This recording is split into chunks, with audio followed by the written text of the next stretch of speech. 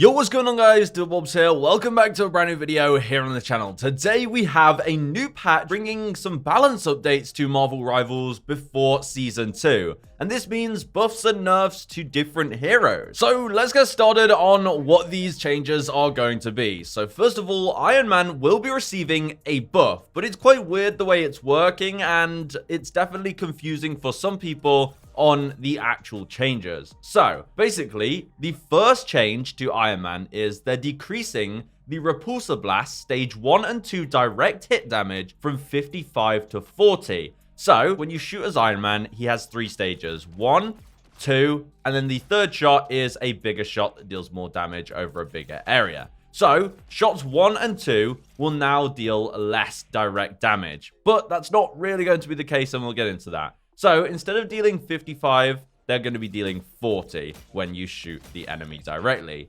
However, the spell field damage, which is the explosive damage, is being increased from 35 to 50. So shooting next to the opponent will now deal more damage, 15 more damage, which actually offsets the 15 damage reduction for the direct hit. Because when you get a direct hit as Iron Man, it actually deals both the direct hit damage and the explosive damage. If you look here, this enemy took way more than 55 damage. They took the 55 normal damage along with the 35 explosive damage. So what this actually means is for the first and second hit, a direct hit will actually still deal the exact same amount of damage, which is going to be 90 damage, as you can see right there. However, it now just means that if you miss your shots and shoot the ground, you'll be dealing more damage, which basically ends up being a buff for Iron Man, meaning that your direct hits do the same amount of damage, but all of the explosive damage that you deal to large groups of enemies, or of course, if you miss your shots, will just deal a little more, giving you more reward for technically having less skill, as people have pointed out. Now, for his stage 3 direct hit, which deals more damage, it's basically the same thing. The direct hit damage is going from 65 to 50,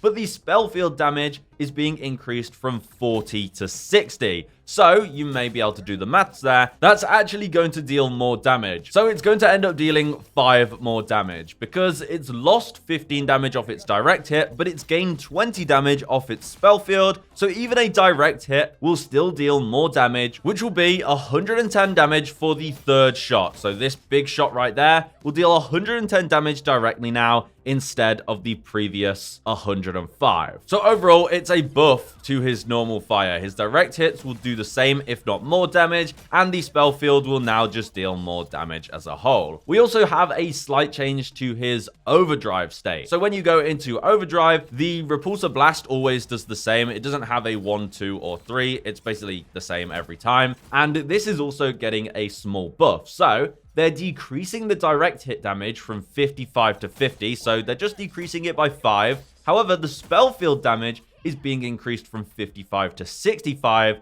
which is by 10. So that actually means an increase of 5 damage. Even for a direct hit in armor overdrive state, you'll get 5 more damage and your spell field will do 10 more damage. So this is honestly a pretty nice change to Iron Man. He's actually just going to be stronger. As weirdly as it's worded in the patch notes, this does just mean an overall buff, whether you hit your shots directly or if you deal splash damage. You're just going to find that Iron Man gets his ult faster because you're just going to be dealing more damage. It's plain and simple when you put it like that. Now, obviously, this means no changes to his Unibeam, which I still think is the most powerful part of this man's kit, but now you can feel more rewarded for using your Repulsor Blast. Now, another duelist getting changes will be the Human Torch, and he has some more easy changes to follow along with.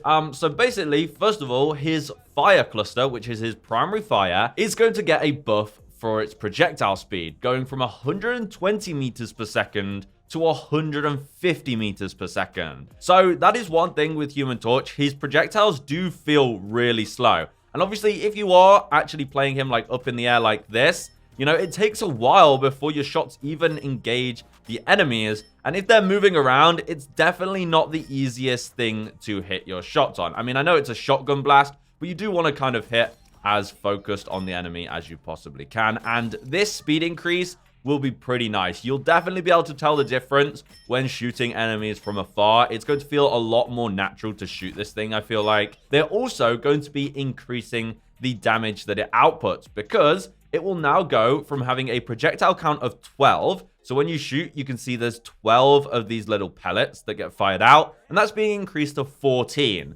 So you'll now have 14 of these instead of 12. So you're more likely to hit shots, and you're more likely to do more damage because each pellet deals 7 damage. So with there being 12 at the moment, you can do 84 damage to the body.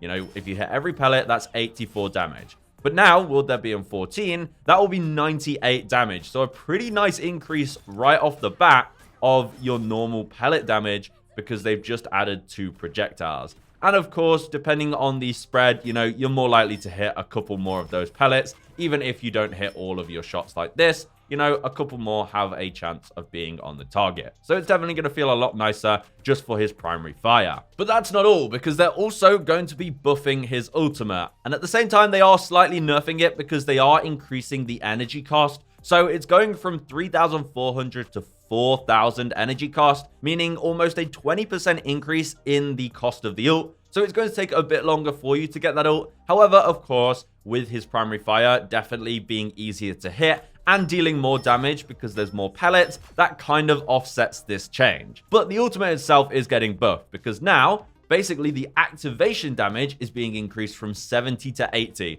So when I pop my ult right here, it does a huge blast, and that deals 70 damage at the moment. But this being increased to 80, so the initial damage, if you are near the enemies, will be more. Now, most people don't really pop that ability near enemies. I see a lot of players actually just being in the sky and popping the ult, and you don't really get the benefit of that extra damage. So now it's slightly higher, so definitely think about popping it maybe behind some enemies or something. But the best part about this buff is going to be the flame tornadoes. The damage is being increased from 100 per second to 120 per second.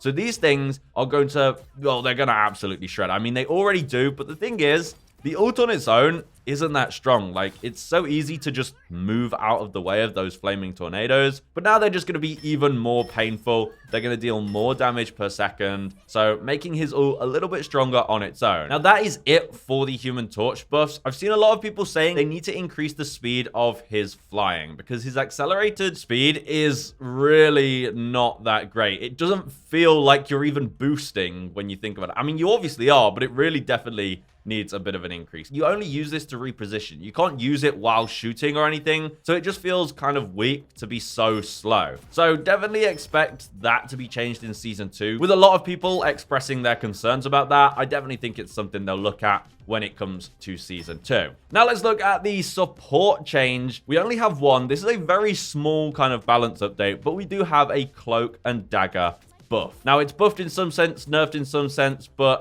it's a pretty nice one, I think. So Dagger's primary fire, the Light Force Dagger, is now going to have an increased healing effect on hit allies from 10 to 16, but they're reducing the spell field healing amount from 18 to 16. So this is quite similar to Iron Man. Basically, now directly hitting a teammate will give them 16 healing for that direct hit instead of 10, which is a 60% increase, which is huge. But the spell field, so the healing aura generated from that, will now heal for 2 less, only healing for 16. But same with Iron Man, when you hit a teammate, then it actually applies both of these effects. It would have healed them for 10 and then the 18 for the healing aura, meaning a total of 28 healing per shot for a dagger shot. Now this, of course, will now be changing to 32 healing per shot for the selected ally, because both the shot itself and the healing aura will heal for 16. So overall, she just heals for more. The selected target will get more healing, but it does mean that the teammates around you will get 2 healing less